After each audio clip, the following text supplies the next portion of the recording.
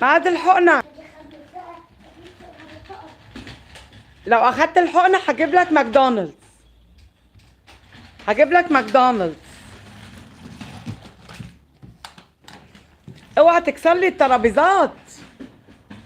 اوعى تكسر لي البيت.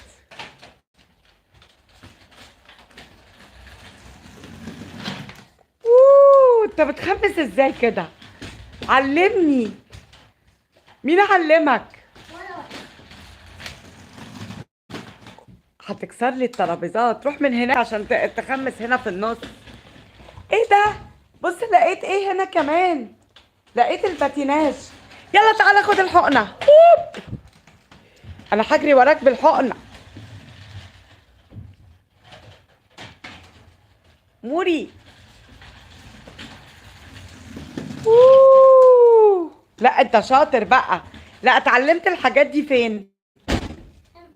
كسر لنا البيت بقى. طب معد الحقن.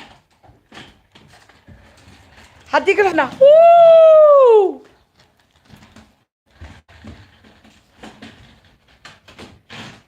مش عايز تشوف الباتيناج شوية؟ عمر ماكدونالدز بيدي جيف اويز دلوقتي. جيفتس ايه؟ بتوع المونديال. انت عارف انه خلاص فاضل على المونديال بس ماتش واحد ما بين مين ومين؟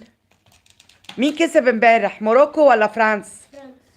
وانت عارف اصلا تشانس تاني موروكو. اه يلعبوا تاني. ايه اللي حصل؟ موروكو خدوا تشانس تاني. خدوا تشانس تاني. برضه خسروا. خسروا. وتشانس تالت وبرضه خسروا. طيب بقول لك يا عمر، انت عارف مين هيلعب في الفاينلز؟ اه مين؟ هي اخر جيم. مش اخر جيم. لا اخر جيم خلاص يوم الاحد الفاينل.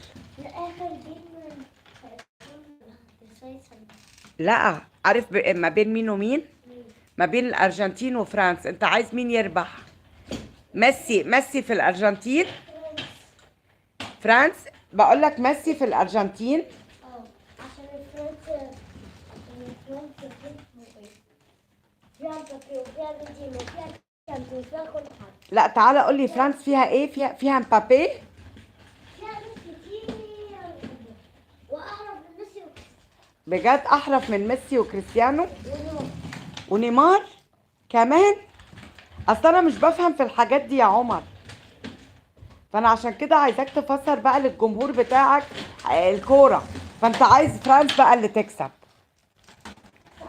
عمر بص الباتيناج بيقول لك انت ليه النهارده يعني ما خدتنيش لفه معاك.